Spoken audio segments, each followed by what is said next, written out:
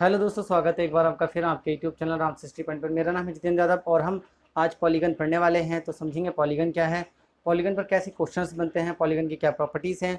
तो देखो, हम पढ़ने वाले हैं पॉलीगन। तो पॉलीगन का मतलब होता है कि ऐसी आकृतियाँ जो बंद होती हैं, है ना, जो बंद होती हैं पॉलीगन कहलाती हैं। अब आप सर्कल को भी पॉलीगन नहीं कह सकते हैं ना, क्योंकि हम यहाँ पर कर रहे होते हैं पॉलीगन की बात। तो ऐसी सारी आकृतियाँ जिसमें हाई जिसमें दो चार भुजाएं होती हैं। जैसे अगर आप बात करेंगे तो सबसे जो छोटा पॉलीगन है वो ट्रायंगल बनता है। तो आप जानते हैं कि ट्रायंगल में भी हम उसके एंगल्स का सम निकाल सकते हैं, उसमें विकर्ण की बात नहीं कर सकते। तो हम बात कर रहे हैं उन सभी आकृतियों की जिनमें क्या निकाल सकते हैं, हम विकर्ण निकाल सकते हैं, उनमें लंबाई होती है, चौड़ाई होती है। तो सर्कल उसमें नहीं आता है, ठीक है। तो हम बात कर रहे हैं पॉलीगन, ऐसी आकृतियाँ जो बंद होती हैं। जैसे आप कह सकते हो ट्रायंगल आपका एक पॉलीगन ही है। तो दो भुजाओं से कभी भी पॉलीगन नहीं बन सकता। क्यों नहीं बन सकता? दो भुजाओं की जैसे अगर आप आकृति बंद करने की कोशिश करेंगे तो बंद नहीं होगी, तो आपको इसे तीसरी भुजा की जरूरत पड़ती है। इसलिए सबसे छोटा जो पॉलीगन है वो आपका ट्रायंगल है। उसके बाद चतुर्भुज, पंचभुज, षष्ठभुज, अष्टभुज, जितनी भी भुजाएं आपको लगानी है लगा लो। नौ भुज, 10 भुज, है ना, 12, 15, जितनी भी भुजाएं बनानी है वो सारे पॉलीगन हो जाएंगे। तो हर वो आकृति जो ऐसे करके, ऐसे मान लो टेढ़ी मेढ़ी है लेकिन ये सब साइड है, तो ये पॉलीगन ही होगा। लेकिन बस ये साइड होनी चाहिए, है ना, ऐसे साइड होनी चाहिए। तो जैसे आपने देखा होगा कि अगर हम व्यंजन रिंग जैसे बना लेते हैं षष्ठभुज, तो ये भी आपका क्या है, पॉलीगन है। तो हम बात कर रहे हैं आज रेगुलर पॉलीगन की। देखो, पॉलीगन की बात कर रहे हैं तो हम उसमें भी बात करेंगे रेगुलर पॉलीगन। तो रेगुलर पॉलीगन आपका क्या हो गया, एक ऐसी आकृति जिसकी सारी भुजाएं क्या होती हैं, समान होती हैं।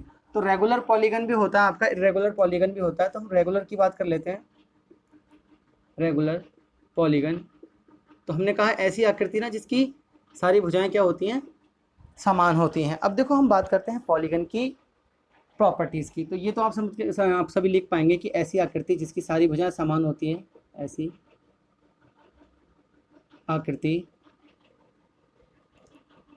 जिसकी भुजाएं समान होती हैं, समान होती हैं, पॉलीगन आपका कहलाता है। अब देखो, बात आती है कि हम इसमें क्या पढ़ने वाले हैं। तो हम पढ़ेंगे इसमें उसका एंगल, है ना, एंगल पढ़ेंगे, एक्सटीरियर एंगल, इंटरनल एंगल, और हम पढ़ने वाले हैं उनके कोणों का योग भी, और आपका बहुत सारी चीज़ें पढ़ने वाले हैं। तो देखो, हम इसकी अगर प्रॉपर्टी की बात करें, ठीक है, इसकी प्रॉपर्टी की बात करें तो देखो, अलग अलग आकृति का अलग अलग योग होता है किसका, कोणों का। जैसे अगर आप त्रिभुज की बात करेंगे तो आपका 180 होता है, चतुर्भुज की बात करेंगे तो 360 होता है। तो ऐसे ही होता है। तो हम ये कहेंगे कि देखो, कोई भी आकृति है, अगर हमें उसके अंदर के कोणों का योग निकालना है तो हम बहुत आसानी से निकाल पाएंगे। तो बहुभुज के आंतरिक कोणों का जो योग होता है, इंटरनल लिख सकते हैं आप, बहुभुज के आंतरिक कोणों का जो योग होगा, बहुत ही इजी होता है। ये फॉर्मूला होता है n-2 गुणा 180। अब देखो, आप अगर ट्रायंगल का निकालना चाहते हो कि एक ट्रायंगल जो होता है, हम सभी को याद है कि उसके तीनों कोणों का योग 180 अंश होता है। तो जहाँ पर n क्या है, n है नंबर ऑफ साइड। ये क्या है आपका, नंबर ऑफ साइड्स। तो नंबर ऑफ साइड्स की अगर हम बात करें तो आप जानते हैं कि ट्रायंगल में कितनी होती हैं, आपने कहा 3। तो अगर हम एग्जाम्पल की बात करें कि अगर ये ट्रायंगल है तो इसके तीनों कोणों का योग कितना होगा, मान लो कि हमें नहीं पता होता है 180 है, तो हम इस फॉर्मूले का यूज़ करके निकाल सकते हैं। इनकी जगह हम कहते हैं 3-2 गुणा 180। तो आप देखो आराम से निकाल पाओगे कि 180 आ जाएगा। 3 में से 2 गया आपका 1, और 180 से अगर हम इसकी मल्टीप्लाई करेंगे तो हमारा आ जाएगा 180। ऐसे ही आप चतुर्भुज का निकाल सकते हो, उसका कितना होता है, आपने कहा 360 होता है। तो देखो, 4 में से अगर आप 2 घटाएंगे तो 2, 18, 53, तो 360 आ जाएगा। आप चतुर्भुज, पंचभुज, षष्ठभुज, अष्टभुज किसी का भी आप निकाल सकते हो। तो ये तो आपका क्या हो गया, बहुभुज के आंतरिक कोणों का योग। अब हम बात करें कि इसका प्रत्येक कोण कितना होगा। ये बात याद रखना कि अगर ये ट्रायंगल नियमित है तो इसका अंदर के जो एंगल होंगे वो बराबर होंगे। तो अगर एंगल बराबर है, यानी कि ये पॉलीगन जो है वो रेगुलर पॉलीगन है, तो अगर आपसे पूछा जाए कि इसका प्रत्येक आंतरिक कोण कितना होगा, तो आप क्या करो, इसी को भाग कर दो, कितने से, n से भाग कर दें अगर, तो हम लिखेंगे कि बहुभुज, बहुभुज ये दूसरी प्रॉपर्टी है, कि प्रत्येक आंतरिक कोण का मान, प्रत्येक आंतरिक कोण का मान जो होता है वो आपका कुछ नहीं होता है, डायरेक्ट n-2 गुणा 180 बटे आपका n हो जाएगा। तो आपको पता ही है कि n यहाँ पर क्या है, नंबर ऑफ साइड है। तो n से अगर आप डिवाइड कर देते हैं, थोड़ा n x की तरह लग रहा है, इनको n की तरह लिख लो, तो ये n हो गया, और ये 2 भी अच्छे से लिख लो। तो n-2 गुणा 180। तो अगर आपको देखो इसकी साइड पता करनी हो, यही पता करना होता कि इसका एंगल कितना है, इसका एंगल कितना है प्रत्येक, तो आप इसे कितने से भाग कर देते, 3 से। तो आप देखते हैं कि 3 से अगर हम भाग कर दे तो 60 आएगा। और आप जानते हैं कि समबाहु त्रिभुज है, समबाहु त्रिभुज में प्रत्येक कोण कितने का होता है, आपने कहा 60 का होता है। तो हम इन सारी प्रॉपर्टीज की बात कर रहे हैं। अगला हम बात करते हैं कि कोई भी आपका बहुभुज है उसके बाह्य कोणों का योग कितना होता है। तो देखो हम अगर बात करें तीसरी प्रॉपर्टी की, तो बहुभुज के जो बाह्य कोण होते हैं, बहुभुज के बाह्य कोणों का जो योग होता है वो हमेशा 360 रहता है। योग जो होगा वो हमेशा कितना रहेगा, आपने कहा 360 रहेगा। ये कभी चेंज नहीं होता। ये त्रिभुज का भी सेम ही है, चतुर्भुज का भी सेम ही है, पंचभुज का भी सेम है, षष्ठभुज का भी सेम है, अष्टभुज का भी सेम है। तो ये सबका कितना रहता है, 360, चाहे वो चतुर्भुज हो, चाहे वो त्रिभुज हो, चाहे वो कोई सा भी बहुभुज हो। तो उसका बाह्य कोणों का जो योग हमेशा रहेगा वो कितना रहेगा, 360। तो आप ऐसे चेक भी कर सकते हैं, जैसे देखो आपको पता है कि 3 एंगल बन रहे हैं बाह्य। तो अगर ये 60 है तो आप कहेंगे 120 होगा, है ना। हमने भी निकाला ये 60 है, ये 60 है आपका, ये भी 60 है, फिर ये भी 120 होगा, ये भी 120 होगा। आप ऐड करके देखो 360 आ रहा है। ऐसे ही आप चतुर्भुज में भी कर सकते हैं, 90-90 का बन जाएगा। जैसे अगर हम मान लो वर्ग बना लें, यहाँ पर क्या बना लें, वर्ग। तो एक एंगल ये है आपका, एक ये है, एक आप ये मान लो, यहाँ ये मान लो, कोई सा भी मान लो, तो ये वाला मान लो। तो आप कहेंगे एक एंगल ये बनेगा, एक एंगल ये बनेगा, एक ये बनेगा, एक ये बनेगा। इसको मत बना देना, आपकी सारे नहीं है, वो एंगल एक ही बनेगा, ठीक है। यहाँ तो 1 2 3 4 बनते हैं, तो 9 चौक 36। आप वैसे भी कह सकते हैं।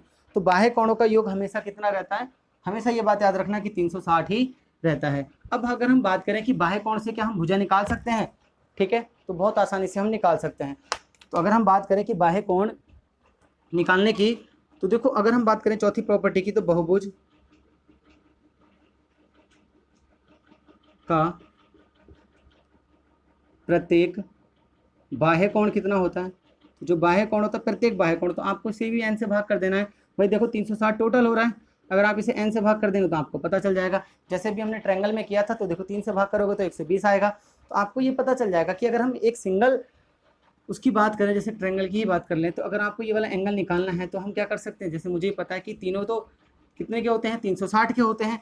ट्रायंगल है तो 360 को अगर आप कितने से भाग कर देंगे, 3 से भाग कर देंगे तो 120, यानी कि हमें ये पता चल जाएगा ये 120 होगा, तो ये भी 120 और ये भी 120 होगा। तो आप ऐसे पता कर सकते हैं। तो हमने अभी तक क्या पढ़ा कि बहुभुज के आंतरिक कोणों का योग कितना होता है, n-2 गुणा 180। फिर आपने कहा बहुभुज के प्रत्येक आंतरिक कोण का जो मान होता है n से भाग कर दो, n है यहाँ पर भुजा की बात करी हमने। फिर बोला बहुभुज के बाह्य कोणों का जो योग होता है वो 360 होता है। ये किसी के लिए भी अप्लाई होगा, ऐसा नहीं कि ट्रायंगल के लिए है, चतुर्भुज के लिए, पंचभुज, ये कितनी भी भुजाओं वाला रेगुलर पॉलीगन हो आपका 360 ही रहेगा। फिर बहुभुज का प्रत्येक बाह्य कोण कितना होता है, 360/n होता है। अभी हम बात कर लेते हैं, देखो एक और बात करते हैं, यहाँ पर मैं आपके लिए बता देता हूँ कि इंटीरियर आई से दिखा दो और एक्सटीरियर ई से दिखा देते हैं। तो आंतरिक और बाह्य कोणों का योग कितना होगा, आप जानते हैं 60 होगा, तो 180 होगा। तो ये बात याद रखना कि किसी भी पॉलीगन में इंटीरियर प्लस एक्सटीरियर यानी कि अंतःकोण और बाह्य कोण का जो योग रहता है वो कितना रहता है, 180 रहता है। इसका भी अपना यूज़ है, तो आप इसको भी समझ सकते हैं। अब बात रह गई है कि लास्ट, हम पॉलीगन की सारी प्रॉपर्टीज पढ़ चुके हैं, बस हम विकर्ण की और बात कर लेते हैं। तो मैंने जैसे आपको बताया कि विकर्ण किस में नहीं बनता, आपने कहा विकर्ण जो हमारा है वो किस में नहीं बनता भाई, वो नहीं बनता है त्रिभुज में, चतुर्भुज में होता है, पंचभुज में होता है, षष्ठभुज में होता है, सब में होता है। तो देखो बहुभुज की विकर्णों की जो संख्या होगी, हम बात कर लें बहुभुज के विकर्णों की संख्या, विकर्णों की संख्या कई बार आपसे पूछ लेता है कि अगर किसी की विकर्णों की संख्या इतनी है ना, तो बताओ कि वो क्या बन रहा है। जैसे हमें पूछ ले दे कि भाई आयत है और 2 विकर्णों की संख्या है, तो आपसे पूछेगा उसकी भुजाएं कितनी होंगी। तो ये सिंपल सा होता है n-3 गुणा कितना होता है, n-3 होता है आपका, होता है n-3/2। तो ये होता है आपकी विकर्णों की संख्या का सूत्र। तो आई होप आपको समझ में आ गया होगा कि n-2, यहाँ लिख देता हूँ, शायद वहाँ दिख नहीं रहा हो, n-3 और अपॉन में 2, ये आपका क्या हो जाएगा, विकर्णों की संख्या का सूत्र हो जाएगा। तो देखो मैंने आपको सिर्फ इतनी सी बातें बताई हुई हैं, 5 पॉइंट हैं आपके बहुभुज के, और पूरा आपका बहुभुज यहीं से खत्म हो जाएगा। अब हम आगे चलेंगे क्वेश्चंस की ओर कि कैसे क्वेश्चंस इस पर बनते हैं। तो देखो इन्हीं प्रॉपर्टी का यूज़ होगा। पहला क्वेश्चन मैं आपको दे रहा हूँ, इसको रफ करने के बाद कि आप देखना हम कर पा रहे हैं या नहीं कर पा रहे हैं। आई होप आपने नोट तो कर ही लिया होगा, क्योंकि देखो बिना नोट्स के हमें बार बार वीडियोज़ देखनी पड़ती हैं, तो उससे अच्छा आप क्या करें, नोट्स बना लें एक ही बार मैथ्स के, तो बार बार आपको नोट्स बनाने की जरूरत भी नहीं पड़ेगी, और एग्जाम से जाने से पहले आप पूरा रिवाइज कर पाएंगे, कम से कम कंसेप्ट तो रिवाइज कर ही पाएंगे। तो रेगुलर नोट्स जरूर बनाएं क्लास के, और अगर अपने दोस्तों के साथ शेयर नहीं किया तो शेयर जरूर कर दीजिए क्लास को, बेल आइकन दबा दीजिए, सब्सक्राइब भी कर देना इसको। तो देखो पहला क्वेश्चन हमें बोला है समषष्ठभुज के आंतरिक कोणों का योग क्या होगा। समषष्ठभुज, तो मुझे ये पता चल गया कि हमें क्वेश्चन में समषष्ठभुज यानी कि ऐसी आकृति जिसमें 6 भुजाएं हैं और सबकी सब समान है। तो हमें पता चल गया कि n बराबर तो हमें 6 पता है इसमें, तो हमें बोला है समषष्ठभुज के आंतरिक कोणों का योग क्या होगा तथा प्रत्येक आंतरिक कोण क्या होगा। तो हम बहुत आसानी से कर सकते हैं। देखो आंतरिक कोण भी मैंने बताए कि कितना होता है आंतरिक कोणों का योग। आंतरिक कोणों का जो योग होता है आपका, ये तो होता है n -2 गुणा 180, यही होता है। तो आपने कहा बहुत सही है। n की वैल्यू हमारे पास कितनी है, आपने कहा 6 है। तो जैसे हम यहाँ 6 पुट करेंगे तो 6 - 2 गुणा 180 हो जाएगा आपका। आपने कहा 4 गुणा 180 तो 18 चौक 72। तो आपको पता चल गया कि 720 है। कितना है, 720। आगे हमसे क्वेश्चन में क्या पूछा हुआ है कि प्रत्येक आंतरिक कोण भी ज्ञात कीजिए। तो प्रत्येक आंतरिक कोण ज्ञात करने के लिए देखो मुझे ये करने की जरूरत नहीं है, मैंने सिंपल सा आपको एक फॉर्मूला बताया कि आंतरिक कोण होता क्या है। आपने कहा बाहर के जितने भी आंतरिक कोण होते हैं उनका योग 360 होता है। तो देखो प्रत्येक यानी कि ईच एक्सटीरियर एंगल जो होगा वो आपका कितना होगा, आपने कहा 360 टोटल होते हैं। 360 टोटल सम होता है बाहर के कोण जितने भी होते हैं, बाह्य कोणों का योग। और आपको पता है कि इसमें n की वैल्यू तो 6 है, तो अगर आप 6 से भाग कर देंगे तो आपको कितना पता चल जाएगा, 60। तो हम ये कह सकते हैं कि जो बाह्य कोण होगा, प्रत्येक बाह्य कोण है ना, प्रत्येक बाह्य कोण कितने का होगा, आपने कहा 60 का होगा। अब आप बहुत आसानी से i + e का योग भी जानते हैं कितना होगा, आपने कहा 180। तो आप यहाँ से प्रत्येक इंटरनल एंगल भी निकाल सकते हैं। तो देखो इसमें कुछ नहीं है, बस हमें ये 3-4 प्रॉपर्टी पता होनी चाहिए, आसानी से हम किसी भी क्वेश्चन को कर पाएंगे। देखो हमसे बोला कि n बराबर 6 में आपको आंतरिक कोणों का योग बताना है, प्रत्येक बाह्य कोण बताना है। तो निकालने के लिए तो देखो हम प्रत्येक बाह्य कोण और तरीके से भी निकाल सकते हैं, लेकिन आप इसी का यूज करना कि अगर आपको भुजाएं पता है तो 360 को बस 6 से भाग कर दोगे, आपका सीधे बाह्य कोण निकलेगा। और मैंने ये भी बताया आपको कि अंदर वाले यानी कि आंतरिक कोण प्लस बाह्य कोण का जो योग होता है वो 180 होता है। तो आप ये बताओ, अब एक्सटीरियर एंगल अगर आपका 60 है तो आपका इंटरनल एंगल 120 होगा या नहीं होगा। तो बस आपको इतना सा करना है। अगर इस सवाल में कुछ भी पूछ लेता तो हम बहुत आसानी से कर पाते। हमें सारी प्रॉपर्टी सब पता है, तो उन प्रॉपर्टीज़ को जरूर याद कर लेना, एक बार देखकर निपटा दो इसको, ज़्यादा बड़ा टॉपिक नहीं है। बस यही पूछता है आपसे, ज़्यादा ज़्यादा विकर्ण पूछ लेगा, इंटीरियर आपका अंदर का यानी कि इंटीरियर और एक्सटीरियर एंगल आपसे पूछ लेगा, इससे ज़्यादा तो कुछ पूछेगा नहीं। क्योंकि इससे ज़्यादा क्या, कई बार क्या बोलेगा, भुजाएं निकाल कर पूछ लेगा आपसे कि मान लो हमें अंतःकोणों का योग दे दिया है और हमसे भुजाएं पूछ लेता है, कई बार बाह्य कोणों से हमसे भुजाएं पूछ लेता है, इससे ज़्यादा कुछ नहीं पूछेगा। तो देखो अगला क्वेश्चन और है, इसमें हमें बोला हुआ है यदि n बराबर 8 है तो प्रत्येक आंतरिक कोण तथा उनका योग ज्ञात कीजिए। तो आपको देखो प्रत्येक आंतरिक कोण भी बताना है और उनका योग भी बताना है। तो हमें क्या बोला है, n बराबर आपको पता है कि 8 दे रखा है, n बराबर हमारे पास 8 है। तो देखो हमसे क्या पूछा है, प्रत्येक आंतरिक कोण तथा उसका योग। तो देखो हम इसे निकालने के लिए तो बहुत आसानी से निकाल सकते हैं। योग निकालने के लिए तो आप जानते हैं कि हम n - 2 गुणा 180 का यूज़ कर सकते हैं। तो आपका योग तो निकल ही जाएगा, आंतरिक कोणों का योग। तो आप ऐसे ना निकालकर एक और तरीका लगा सकते हो, आंतरिक कोण, फिर उसके बाद देखो आंतरिक कोणों का योग निकलेगा, फिर हमें इसे 8 से भाग करना पड़ेगा। एक तरीका तो यह है कि आंतरिक कोणों का जो योग हो जाएगा वो आपका इतना हो जाएगा योग। तो हमने कहा ये तो बहुत ईजी हो गया आपके लिए, देखो कुछ नहीं है, इसमें कितना हो जाएगा, n की वैल्यू 8, तो आप लिखेंगे 8 - 2 गुणा 18, तो आपका आ जाएगा 6, 18 × 108। तो आपने कहा 1080, आपका ये हो गया। आंतरिक कोणों का योग कितना आ गया आपका, 1080। अब अगर हम बात करें कि बाह्य कोण हमें निकालना है या प्रत्येक आंतरिक कोण पूछा है क्वेश्चन में, सॉरी उनका योग तो निकल गया, पूछा है प्रत्येक आंतरिक कोण। तो आप जानते हैं प्रत्येक आंतरिक कोण निकालने के लिए, ईच इंटरनल एंगल निकालने के लिए मैंने क्या कहा था कि इसको योग को आप किससे भाग कर दो, आपने कहा था हम इसे 8 से भाग कर देंगे।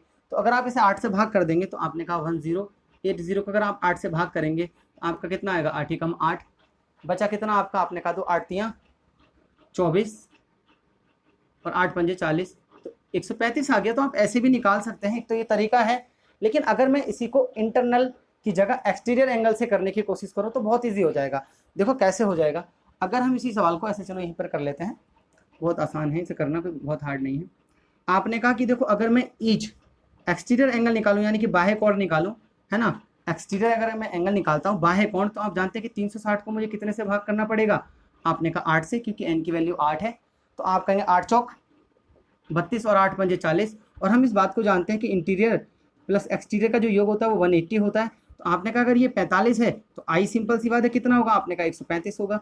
बस आपको पता चल गया कि ये 135 है।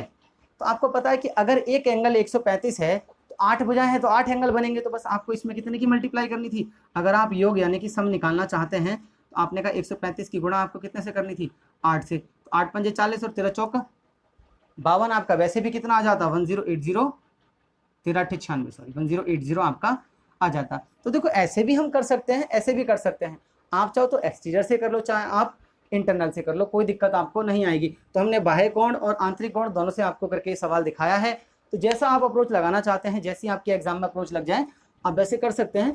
अब नेक्स्ट क्वेश्चन की ओर चल रहे हैं और देखते हैं कुछ क्वेश्चंस अच्छे से। बाकी कल आपको इसकी प्रैक्टिस क्वेश्चंस तो दूंगा ही मैं, तो आप देख लेना, ये 2 दिन में निपट जाएगा। आज इसके क्वेश्चंस मिले हैं थोड़े, और कल हम बहुत अच्छे और क्वेश्चंस लाएंगे बहुभुज के, ताकि आप अपनी प्रैक्टिस को और अच्छा बेहतर बना सकें।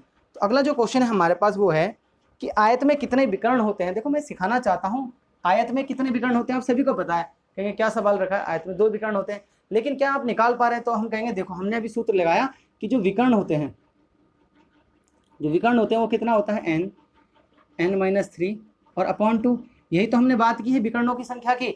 आप जानते हैं कि आयत यानी कि n की वैल्यू 4, आयत जो होता है वो 4 भुजाओं से मिलकर बना होता है। तो बस अगर आप n की वैल्यू यहाँ पर 4 रखेंगे तो 4 गुणा 4 में से 3 गया, आपने कहा 1/2, तो आप देख रहे हैं कि 2 ही आ रहा है। तो अब ये मैंने आयत के लिए बेशक पूछा, आपसे वो 10 भुज के लिए पूछ सकता है, 15 भुज के लिए पूछ सकता है। चलो मान लेते हैं कि हम 10 भुज की बात कर लेते हैं। किसकी बात कर लेते हैं भाई, 10 भुज कि 10 जिसकी भुजाएं होंगी रेगुलर पॉलीगन, है ना। एग्जाम्पल ले लेते हैं ये कि 10 भुज है अगर, तो उसमें कितने विकर्ण होंगे। तो आपने कहा बहुत आसान है, n-3 अपॉन 2, यही तो है विकर्ण। तो आपने कहा 10 और उसमें से 3 कम कर देना 7 अपॉन 2, आपने इससे इसको डिवाइड कर दिया, 5 बार में 5 सत्ते 35, यानी कि जिसमें 10 भुजाएं होंगी उसमें हम कितने विकर्ण बना सकते हैं, आपने कहा 35 विकर्ण बना सकते हैं। तो बस एक कंसेप्ट है, इतना सा फॉर्मूला है, हम इसको आराम से कर सकते हैं। आपको देखो मैंने सारी चीज़ें अच्छे से बताई हुई हैं, अब आपके ऊपर होता है कि आप कैसे इनको सॉल्व करते हैं। तो चलो एक और क्वेश्चन ले लेते हैं। तो मैंने 10 भुज का एग्जाम्पल दिया, अब क्वेश्चन ले लेते हैं। तो अगला जो क्वेश्चन हमारे पास है वो है कि अष्टभुज है ना, कि अष्टभुज में कितने विकर्ण होंगे। तो देखो अष्टभुज में विकर्णों की आपको संख्या बतानी है, ये एग्जाम्पल है। तो आप जानते हैं कि अष्टभुज में जो आकृति बनाने की जरूरत नहीं है और ना लिखने की जरूरत है। मैं तो ये कहता हूँ कि n-3/2 यही तो विकर्ण होते हैं। अष्टभुज है तो 8 भुजाएं होंगी, तो यहाँ 8, तो यहाँ पर 3 घटा कर लिखोगे तो आपने कहा 5 और डिवाइड में 2, आपने 2 से इसको कितनी बार में काटा, 4 5 चौक 20, यानी कि 20 विकर्ण आपके हो जाएंगे। तो देखो इजी है ना, अगर आपको फॉर्मूला याद है तो आप बहुत आसानी से निकाल पाएंगे। और ये इंपॉर्टेंट भी है, ऐसा नहीं कि एग्जाम में नहीं आता है, पॉलीगन से भी क्वेश्चन से एग्जाम में आपके बनते हैं और ज़्यादा लंबा है नहीं, तो आप एक ही बार में पढ़कर इसे निपटा सकते हैं, बार बार आपको पढ़ने की भी जरूरत नहीं पड़ेगी। तो अब अगले क्वेश्चन की ओर चलते हैं। देखो अब क्या पूछ सकता है वो, हमें विकर्णों की संख्या दे दे और हो सकता है भुजाओं की संख्या पूछ ले, है ना। क्या पूछ ले, भुजाओं की संख्या हमसे पूछ ले। तो हमें बोला है यदि किसी आकृति में 135 विकर्ण है तो भुजाओं की संख्या बताओ। तो देखो हमें ये पता है कि जो विकर्ण दे रखे हैं ना वो 135 है, तो हमें विकर्णों की संख्या दी हुई है 135, और हमसे क्या पूछा है विकर्णों की संख्या में से, हमसे पूछा है कि इसकी भुजाओं की संख्या क्या होगी। तो आपने कहा कि हम तो इसको जानते हैं भी n-3 होता है विकर्णों की संख्या अपॉन 2, लेकिन क्वेश्चन में तो ये 135 दी हुई है, तो इसी की वैल्यू तो 135 दी हुई है। आप क्या करेंगे, 2 की मल्टीप्लाई कर लेंगे। तो आपने कहा n-3 बराबर आपका कितना हो जाएगा, देखो 35 दूनी 70, तो 270 हो गया आपका। अब आपको क्या करना है, 270 के ऐसे फैक्टर करने हैं, 270 के ऐसे फैक्टर करने हैं जिससे क्या आ जाए, उनके बीच का अंतर कितना हो, आपने कहा 3 हो। तो देखो ये 2 संख्याएं तो हैं, तो 3 आपको करना है, तो आप आसानी से कर सकते हैं, वरना क्वाड्रेटिक इक्वेशन आप कर लेना। या फिर अगर एग्जाम्पल में मतलब आपके पास क्या होता, जैसे हमारे पास वैल्यू होती किस किस की, इसके ऑप्शन की, जैसे साइडों की हमारे पास ऑप्शन रख लेते हैं। साइडों की अगर हमारे पास संख्या है जैसे 16, 15 और 18 और नन ऑफ दिस लिखा हुआ है NOT, है ना। तो अगर ये ऑप्शन हमारे पास हैं तो क्या हम इसे ऑप्शन से कर सकते हैं। देखो क्वाड्रेटिक इक्वेशन बना के मुझे कोई फायदा नहीं है, n² - 3n - 270 आएगा। तो आप इसमें से ये कर सकते हैं। बस देखो 2 तरीके बताता हूँ, पहले बिना ऑप्शन के 270 के हमें फैक्टर करने हैं। आपने कहा 270, देखो इसके आगे 1 है ना, आपको क्वाड्रेटिक इक्वेशन के वो तो आते होंगे ना फैक्टर करना। तो आपने कहा 270 के अगर हम क्या करें, हमने कहा अगर हम इसके भाई अभाज्य गुणनखंड कर लें, तो आपने कहा ये 3 से कट जाएगा, 3 × 27, फिर 3 से कट जाएगा, 3 × 3 = 90, और फिर 3 से कट जाएगा 3 ढाई 30, और फिर 2 से कट जाएगा 5 बार में, और फिर 5 से कट जाएगा 1 बार में आपका। ठीक है, तो ये हमारे हो गए। अब आपको क्या करना है, आपने देखा है कि 3 तियाँ 9, 9 दूनी 18, 18 में से अगर हम 5 तियाँ 15 घटा दें तो आप देख रहे हैं कि 3 आएगा, यानी कि या तो आंसर हमारा 18 होगा या फिर 15 होगा। तो ऑप्शन में देख लेंगे कि 18 और 15 दोनों भी। अब कंफर्म कैसे करें, तो देखो इसका भी होता है फर्क, इसका भी आपको पता चल जाएगा कि यहाँ पर बड़ा है। अगर यहाँ पर माइनस है ना, यहाँ पर माइनस, तो आप देख रहे हैं कि बड़ा, यानी कि n माइनस 18 बनेगा। जैसे ही हम इसकी जगह रखेंगे 15 माइनस 18, तो आपका 18 आंसर आ जाएगा। अगर मान लो आप ऐसे नहीं करना चाहते हो, अगर आप ऐसे नहीं करना चाहते तो ऑप्शन रख लेना कि क्या n और n माइनस 3 की वैल्यू रखने के बाद आपका 270 बनेगा। तो देख लेते हैं कि कैसे बनेगा या नहीं बनेगा। देखो इतना तो ईजी हो गया इससे, अब ऑप्शन से करके देखते हैं भाई। आपने देखा 16 रखा है, आप कहेंगे 16 रखेंगे तो वहाँ पर 3 कम रखेंगे, यहाँ पर 13। आप देखना लास्ट में 0 आ रहा है और किसी भी कीमत यहाँ 0 नहीं आएगा। फिर आपने कहा 15 रखेंगे, तो यहाँ पर आप जानते हैं 3 कम रखेंगे, आपने कहा 12, तब भी देखो 5 दूनी 10, यहाँ पर 0 आ रहा है, तो आपने कहा चलो 12 5 60 का 0 चेक ही कर लेते हैं, हासिल लगा 6, 12 कम 6 और 1 18। आप देख रहे हैं ये तो 180 आ रहा है, ये भी नहीं हो सकता, तो आप 18 रख लो। आपने यहाँ 18 रखा तो आप जानते हैं फिर यहाँ 15 हो जाएगा, 15 अट्ठे 120 का 0, हासिल लगा 12, 15 कम 15 और 12 27। तो आप देख रहे हैं कि इससे हमारा बहुत आसानी से हो जा रहा है। तो आप ऑप्शन से और आसानी से कर सकते हैं इसको, बस लास्ट डिजिट चेक करके वही 0 बन रहा है तो आप कर लो। तो बहुत इजी है, बस आपको क्या करना है, ऑप्शंस का भी सहारा लेना पड़ता है कई बार कैलकुलेशन को बचाने के लिए। तो अपने ऑप्शंस को भी चेक करना सीखो। कई बार जरूरी नहीं है कि क्वाड्रेटिक इक्वेशन हम पूरी सॉल्व करें, ठीक है। मैं क्वाड्रेटिक इक्वेशन को सॉल्व करने की भी शॉर्ट ट्रिक बता दूंगा आपको, बहुत ईजी होता है क्वाड्रेटिक इक्वेशन को सॉल्व करना। तो जब मैं आपको क्वाड्रेटिक इक्वेशन पढ़ाऊंगा तो पूरा एक ही वीडियो बना दूंगा, आप उसे देख लेना, क्वाड्रेटिक इक्वेशन आपकी वहीं खत्म हो जाएंगी। ऐसे ही रैखिक समीकरण को सॉल्व करने का मैं आपको फॉर्मूला बताऊंगा। तो आई होप आपको ये समझ में आ गया होगा। अब देखो आगे हम बात कर लेते हैं कुछ क्वेश्चंस की, और उसके बाद हम कल थोड़ा सा इसका क्षेत्रफल निकालना सीख लेंगे कि क्षेत्रफल कैसे निकालते हैं, और आसानी से इन क्वेश्चंस को हम कर पाएंगे। तो हमें बोला है कि एक बहुभुज के अंतःकोणों का योग 1440 है, तो इसकी भुजाएं ज्ञात कीजिए। तो आपको पता है कि अंतःकोणों का योग 1440 दिया हुआ भाई, तो क्या हम नहीं जानते कि अंतःकोणों का जो योग होता है वो n माइनस 2 गुणा 180 होता है। यही तो होता है, आपने कहा कि हमारे हिसाब से जो अंतःकोणों का योग होता है वो n माइनस 2 गुणा 180 होता है। यही क्वेश्चन में आपको कितना दिया है, 1440। इस 0 से ये 0 कट गया, 18 अट्ठे 144, तो 18 बार में कट गया। तो n की भुजा कितनी आ जाएगी, आपने कहा 18 प्लस 18 अट्ठे 144 नहीं होता, 18 की गुणा 18 का तो वो हो जाएगा फिर 18 निम्मा 162, 18 अट्ठे 144 होता है।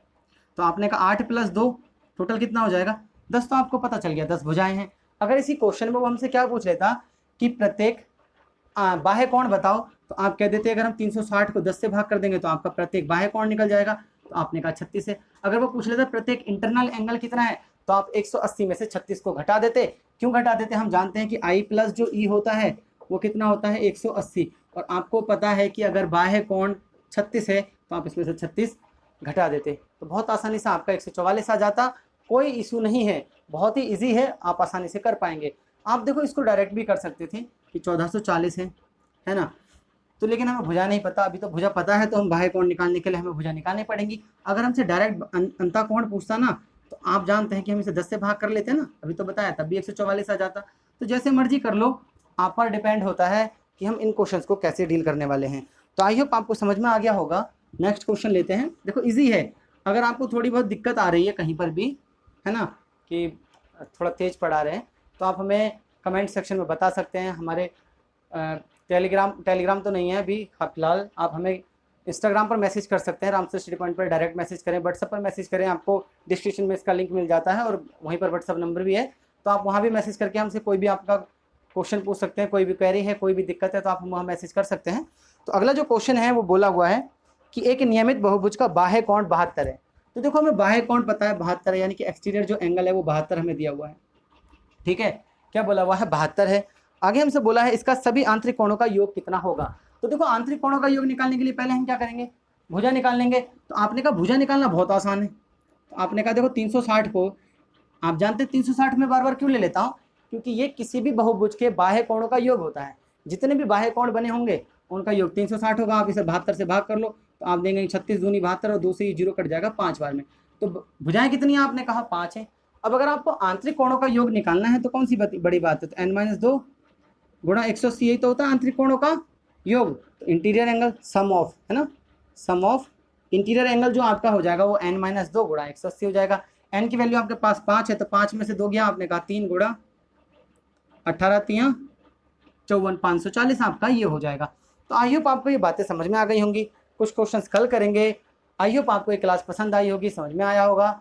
और अगर कोई भी क्वेरी है, कहीं पर भी कोई दिक्कत है किसी भी टॉपिक में, तो आप मुझे मैसेज करके बता सकते हैं, मैं आपको वो पढ़ा दूंगा। क्योंकि अब इसके बाद हमारे पास एक ही टॉपिक रह गया है, मेंसुरेशन 3D। तो अभी बीच में मैं आपको कुछ भी पढ़ा सकता हूँ जो भी आपको दिक्कत है, क्योंकि मैंने मेंसुरेशन 2D और बहुभुज हम खत्म कर देंगे कल। तो आप कोई भी टॉपिक स्पेशली आपको अगर पढ़ना है किसी एग्जाम के लिए, जैसे अभी रेलवे का चल रहा है NTPC, फिर ग्रुप डी आने वाला है, तो आपको जिसके लिए भी पढ़ना है तो आप मुझे बता सकते हैं, मैं आपको वो टॉपिक पढ़ा दूंगा। तो चलिए मिलते हैं आपसे नेक्स्ट वीडियो में। और इस चैनल को प्लीज़ लाइक से सब्सक्राइब जरूर कर दीजिए, दोस्तों के साथ शेयर कर देना। बाय।